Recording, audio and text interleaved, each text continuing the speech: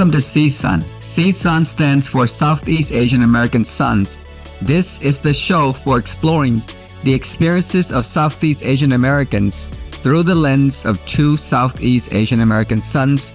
My name is Yang. I'm one of your hosts, and our other host is... Hey, good to be back. This is Jason. All right, Jason, today is June 21st, 2024. This is the second episode of our second season. How are things out in China now? Happy summer. It is now summer solstice. Work has been good. I think it's not too busy right now. I say that with caution because I know there's bound to be surprises. The adventures here continue. There's lots to see and explore. I'm really happy actually that even though it's really hot where I live, I get to read again. So I just finished my first book that I brought with me. So that's what I've been up to. How about you? This next week is my last week of summer teaching.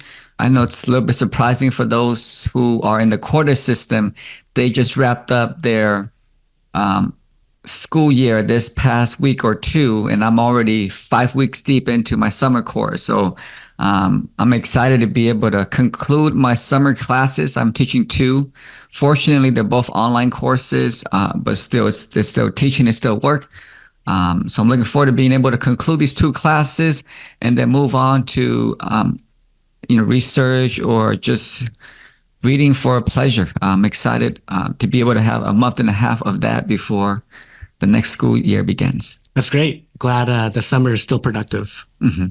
Great. So our second episode of the second season, for today, we're going to be talking about our college experiences. And we've talked about this before. It's fitting because, as I mentioned, many of the colleges and universities in California just concluded their academic year, and many people are celebrating graduation. And so what a fitting way to start this podcast, the second episode about our college experiences. Yes, congratulations to all the graduates. All right, Jason, you want to start us off with kind of, where did you go to college and how was that experience? And then I can jump in and also share my own experiences as well. So I always thought college was going to be part of my career trajectory, my academic trajectory, but I didn't know how to get to college. So I remember in my senior year, I was still uncertain about where I was going to go and what I was going to do. And I remember a panic mode almost where during lunch, I had to consider what I was going to do for the rest of my life. And it came about because a lot of friends already took the SATs or whatever applications they needed for college, and I haven't done anything. So in that midst of uncertainty, I went to junior college after high school in my local hometown. So that was MJC. Modesto Junior College. And then I did 2 years there. And then from there, I transferred to UC Santa Cruz. Well, the nice thing about community college is that you save a lot of money by staying home. But the problem with staying home, close to home, is that you may get too accustomed to that. And I feel like you maybe didn't get the full college experience in that way too, because a lot of times if you're still so close, you're not really engaged with like what the four-year college might have to offer. And I think that's always very valuable. And you may not understand that until you get to the four-year college. You feel like, oh, I really should have done that. But at the same time, maybe you couldn't afford it. And also maybe you may not have succeeded because that transition between adolescence, like you're only, let's say 18 or 17, some people even younger, but are you in that correct mindset? And I felt like I'm very mature, and even back then I could have handled it, but just because I had I was unprepared. And I'll say this, I was unprepared because no one told me how to go to college.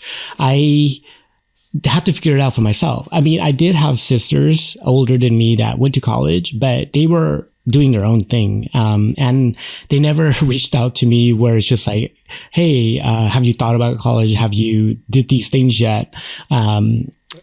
So I don't blame them. I just think that if I had help, that would have helped me. The fact that you talked about the pros of community college, I think sometimes in our society, people get stigmatized for going to CC, and you brought us some good reasons why CC might be the appropriate choices for some college students. If you want to go to college, but you're not sure if college is the right place for you, CC is a low cost way to explore college. You're not too far away from home. It's less expensive, and Yes.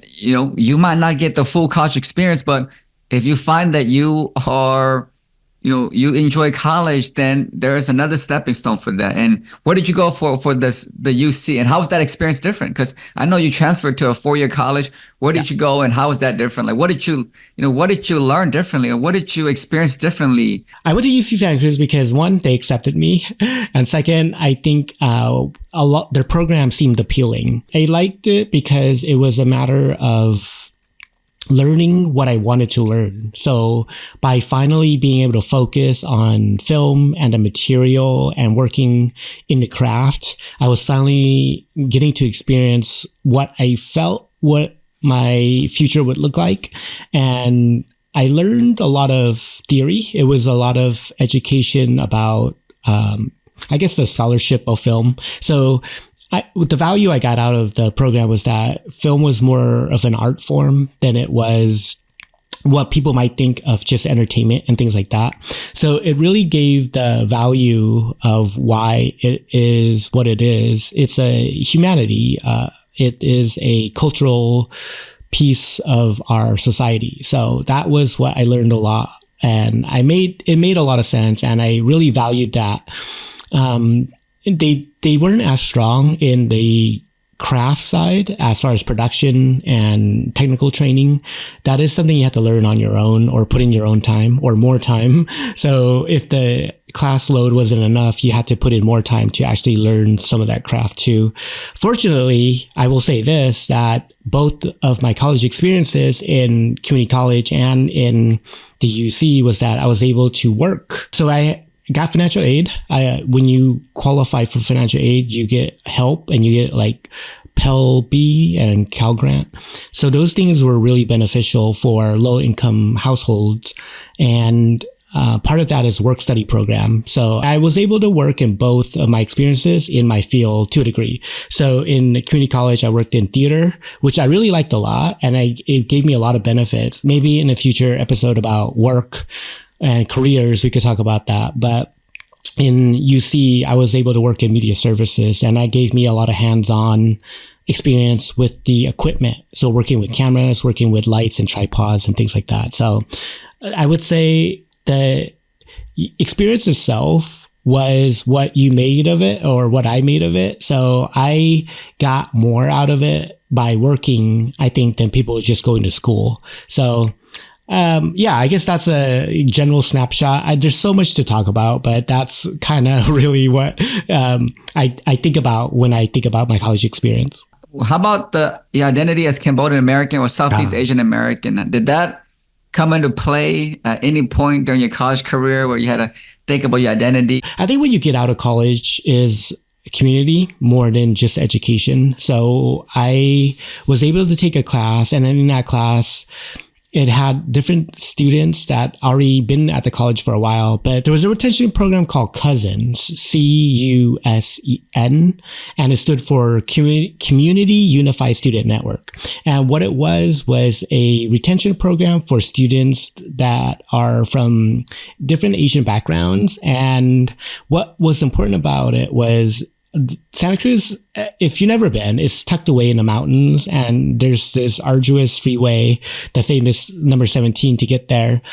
And it seems like a barrier. It seems like it's hard to get there, and it seems tucked away. So for a lot of students, that's almost an extreme condition for them because they're away from home for the first time, and it's isolating. So what's nice about a program like Cousin is that it helps people that maybe wouldn't have met each other get in contact. And they were nice because it was really community focused. So the way you had icebreakers, the way you have facilitation for dialogue and topics, relevant topics weekly to just get you to gather. And of course, they had food, which was always like one of the main highlights of any event. You go there, get food, get your name tag, and then like you meet real quick before the program, and then you do the check-in. So if anything, I think what these programs really teach you is just like how to communicate, because maybe that's not really a skill you get taught when you're in college, but when you're in a program or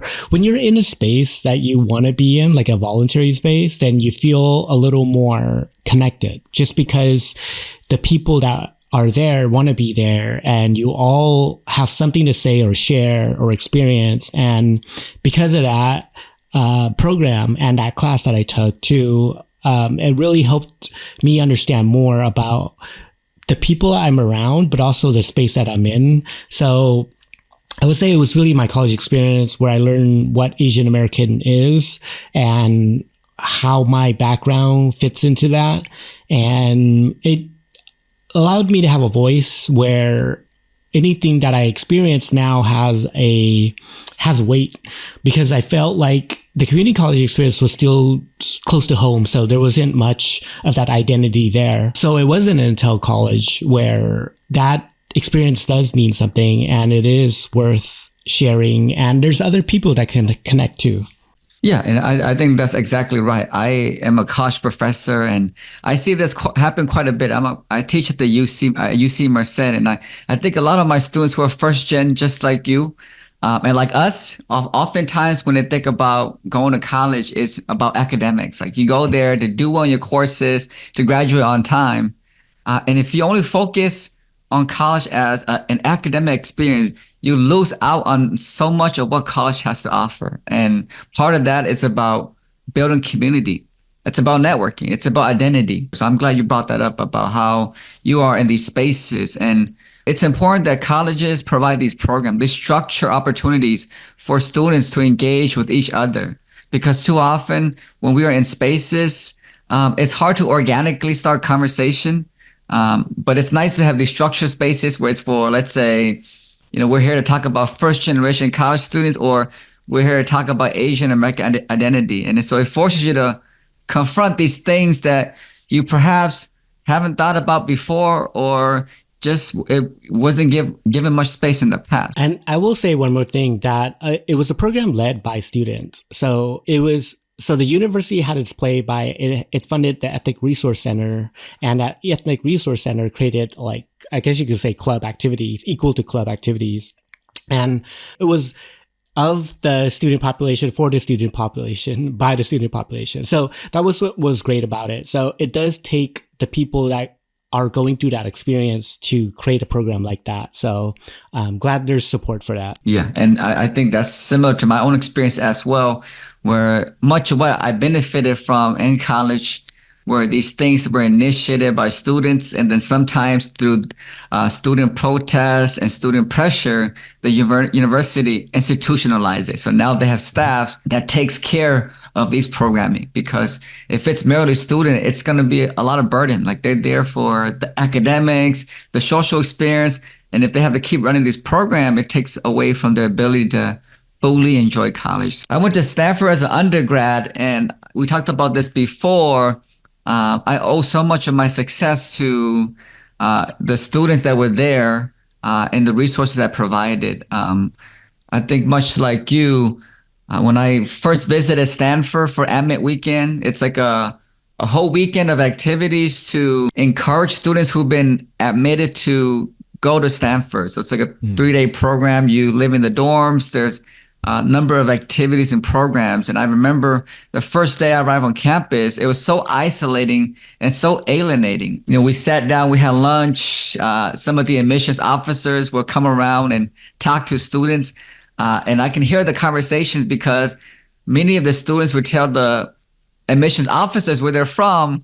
And the admissions officer would say, well, do you know these other students? Because they're also from the school.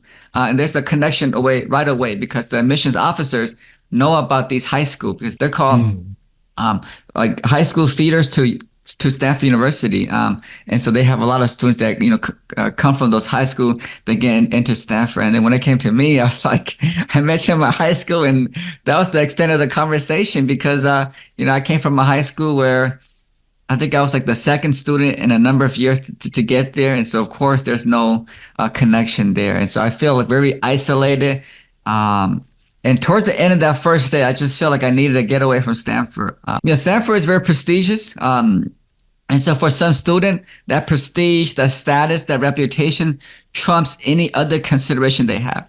So it doesn't matter if they enjoy being there because of the status. They're going to come there anyways. I think for me, it was like not the same reasoning for me. I came there. I didn't feel that I belong. And so I was on the verge of essentially just picking up the phone and calling my parents to come by and pick me up. And then I think out of nowhere, I was contacted by the only other Hmong student at Stanford at that time.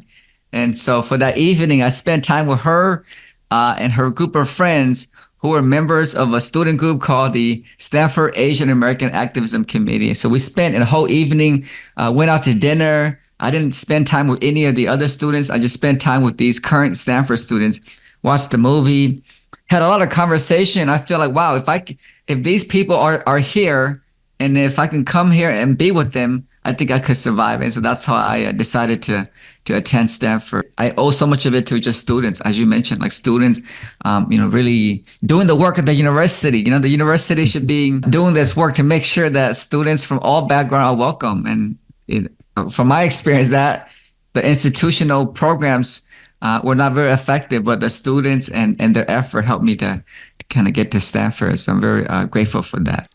By the way, was it 8QC? Yeah. So the student group was the Stanford Asian American Activism Committee.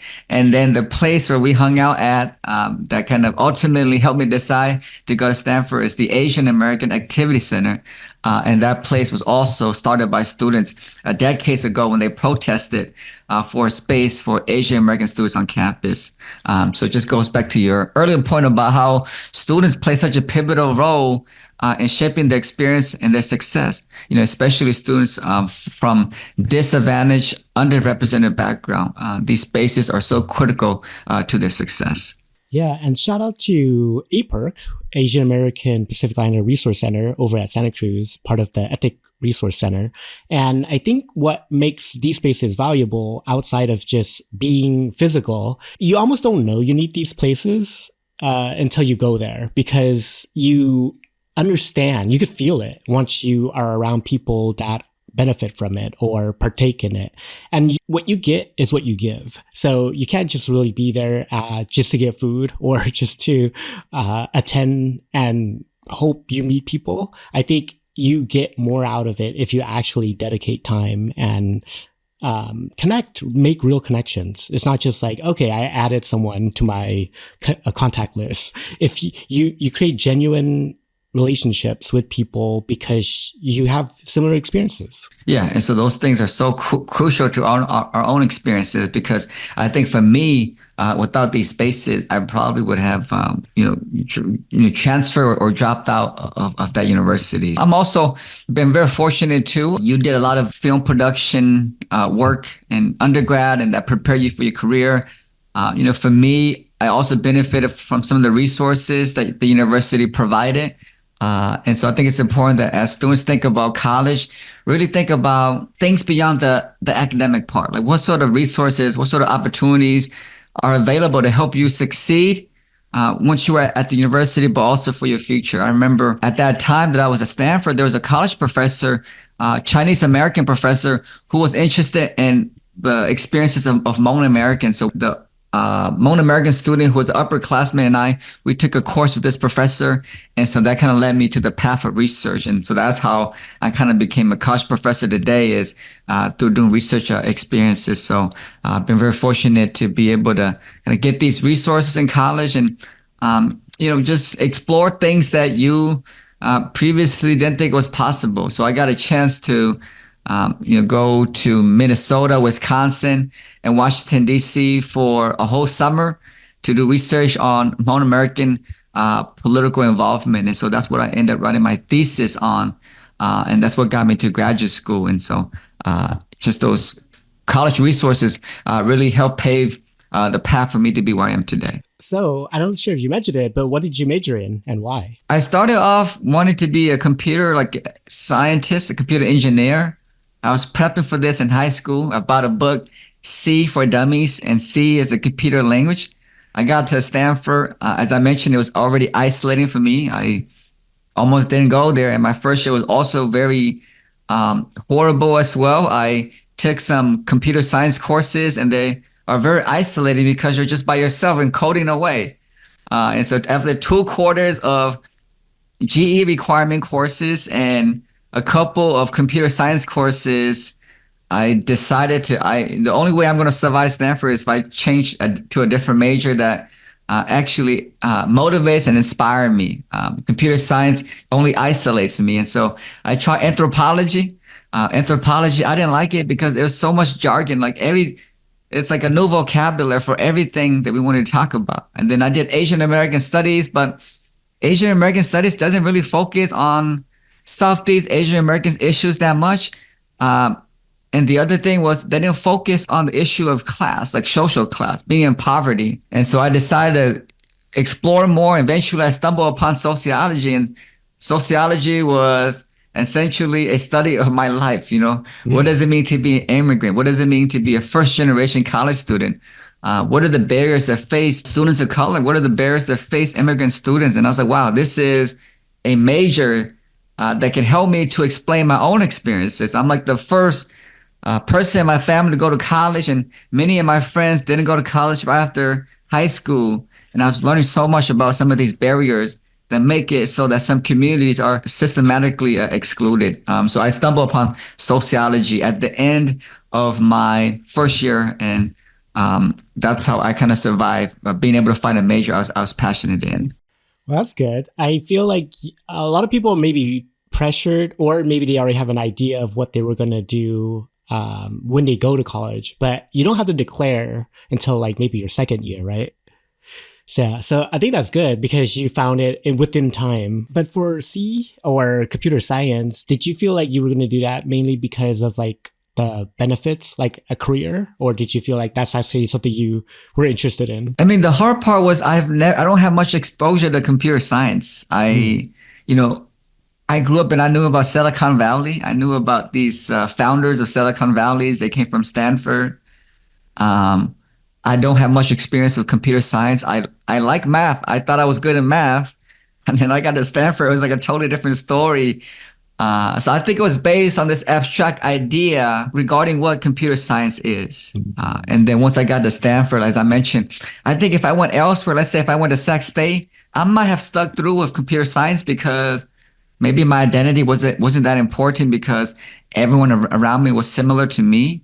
But being in a place where you stick out because you can't relate to anyone, a major that further isolates you only makes things worse. And so I think, yes, a number of different factors that kind of push me away from computer science to a sociology major. But for you, have you always thought about being into film from high school all the way to your experiences in college? Funny story. I never thought I was talented in anything or skilled. I just never had the opportunities to explore much. But in high school, I had to think about what I was going to do for the rest of my life.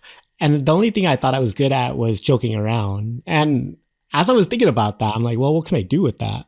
And I thought filmmaking was really what I wanted to do because it integrates all the different medias into it. So art, animation, music, etc. So I decided to study film, and then I thought I was going to go to LA, and the way I was going to go to LA was go to school in that area. So I thought even if I didn't do film, it was going to be storytelling ultimately, what I realized what I wanted to do, thinking about just how you can convey a lot of knowledge through stories. As you think about your college experience, are there like one or two pivotal experiences that you feel has really shaped you to be who you are today in terms of the identity or in terms of what you do as a career or the skills or knowledge that you still engage in? Yeah. Being part of the student activity was what I remember the most, really. And it's funny because like you mentioned, going to college was supposed to just really be about your degree, but you get so much more out of it because once you go through the process, you understand more about just yourself. Like you're going there for a degree, but you learn about yourself along with the skills you get and the knowledge. One thing I always want to tell people is that you should get three things out of college. So when you go to college, you should at least walk away with three things. So one is your degree, because that's what you're there for. So don't neglect that. That's important. But beyond that, you're there with the unique set of people. So your cohort, the people that you're there with, the staff, the faculty. So make connections. So hopefully you walk away with knowing people that you wouldn't have met otherwise. So it's not just a matter of contact, someone that you add to your list, but people you generally want to talk to and stay in contact with. Some of the people I talk to the most now are people from college. And it was just because we connected on many levels, but also what was nice too about Santa Cruz is that a lot of the local population went there. So a lot of people I end up staying in contact with were people within the San Francisco area. So being in Santa Cruz and then living and working in the Bay Area, I just kept in contact with them. So they were like really solid friendships that are really meaningful still today. And then the third thing you should walk away with in college is having a skill. You should have some skill. It doesn't have to be your major, but for me, the skill that I got out of college was editing, video editing. So I learned that in college, and it's something I utilize ever since college. And that's what I'm doing today. I'm doing video editing. So I think you don't have to be so skillful in the thing that you're learning, because I think, let's say you're really good at Excel, that gets you a job. So I think what I'm saying is the skill that you get should get you a job. So maybe it's not exactly what you learn, but it should be something that you are able to apply immediately and then see results from. So that way you don't have to struggle. I think Yang could talk a lot about this too, that one of the main issues after you graduate is what you do next. And for all those graduates that just graduated, you've been facing this all the way up to commencement, and probably even now in the summer. A lot of people move back home, and that's normal. So don't worry about that. But you do have to think about what's the next step. And hopefully by having a skill that helps solve that problem. Yeah, yeah. So that's you're emphasizing one of the key things about college is career preparation, how devoting yourself to learning some specific skills can help you think about what careers are appropriate and equipping you with some qualifications to get into those jobs. And I think from my own experiences, I think for you, this is really relevant because of your interest in film and just the amount of preparation and how intentional you are about those experiences. I think for me, I didn't think much about like a specific career, but my experience was just as valuable in terms of personal growth. And so, there are different things you get out of college. It's the academic part. Jason, you talked about kind of the career preparation. You talked about networking, and I'll talk more about personal growth. This is a term that people often use today to describe when they go through experiences and they come out of it with more resilient, a different person, a more resilient identity. And so personal growth is just references if you're learning new things, if you grow personally and intellectually, if you've been able to broaden your perspective or your horizon as a result of that experience, if you've been able to develop and expand your ability, your identity and perspective. And this is essential for college because a lot of times people think about college as career preparation, which it could be one of those, it could be about career preparation, but more so than anything else, college is really about figuring out who you are, your identity. And I know that identity is formation is an ongoing process. Just when we think we figure out who we are, we face a new set of challenges that questions are the very foundation of who we think we are. But college prepares you so that when you encounter those challenges, you have a set of experiences to help you make sense of it and to help you overcome that. And so I think for me, when I went to college, before that, I was a very shy student. It was hard for me to look people in the eye. I was not leadership quality material. I was just more of a person that just sat and listened and didn't feel comfortable sharing my opinion. And then I got to college, and perhaps I didn't intentionally join a lot of things, but I had mentors that, put me into a lot of places, a lot of positions for me to succeed. And so I was part of the Stanford Asian American Activism Committee. And so I have a whole bunch of mentors who are going to be graduating soon, and they really put a lot of resources and efforts into cultivating my ability to lead the organization moving forward. And so I remember my first year there, I was learning so many things. I went to my first rally. It was in 2004. Went to my first anti-war rally in San Francisco, protesting the war in Iraq and Afghanistan. Before that, I had a lot of negative perception about protests. I thought they were violent, and I got there and it was so festive. People were playing music, chanting, protesting against war. And then throughout my first year there, my mentors really helped me to kind of change who I am for the better. And I was a shy kid, but they really put me in positions like facilitating meetings, leading retreats. I was planning with them, and so it helped me quite a bit. And even today, those facilitation skills come in handy so much when I teach, because when you teach, it's not just about transmitting information, but it's really about engaging students. And to engage students, it starts with relationship. And how do we build those relationships? How do we cultivate those relationships? How do we make sure that students are comfortable in that space to share the things that we want them to get at? And how do we present information that is digestible to our audience?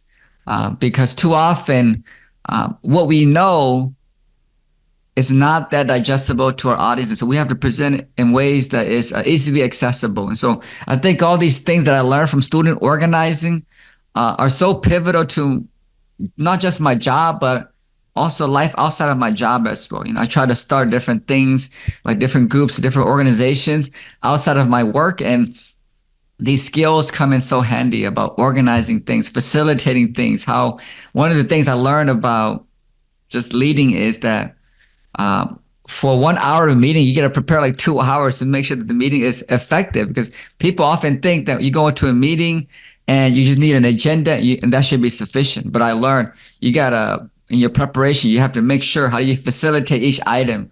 How do you make sure that the discussion is effective? What are the outcomes that you seek to get out of each specific section? So I learned quite a bit of leadership skills, and I feel like after 4 years, I emerged a different person. If you saw me before I went to college and then afterwards, I'm a totally different person. Not because of what I do in my classes, okay, but because of what I do outside of my classes with student organizations. That's a really good point. You gain these skills almost without knowing it too, because in one sense, it's modeled. Like you see people doing it, and if they're really good, they don't make you do it. They just kind of welcome you to do it. And then at some point, you just kind of end up doing it. And you're like, wait a minute, this isn't what I signed up for. But suddenly you just get good at things because people are passionate about these things. So they just kind of do it without really saying they're doing it. They just kind of like welcome you. They ask you to talk about something. And then you just feel comfortable doing it with people. And then eventually you get comfortable doing it in other spaces too. Yeah, and sometimes it comes across flawless, and because I see them facilitate, I see them lead meetings and retreats, and everything goes so well.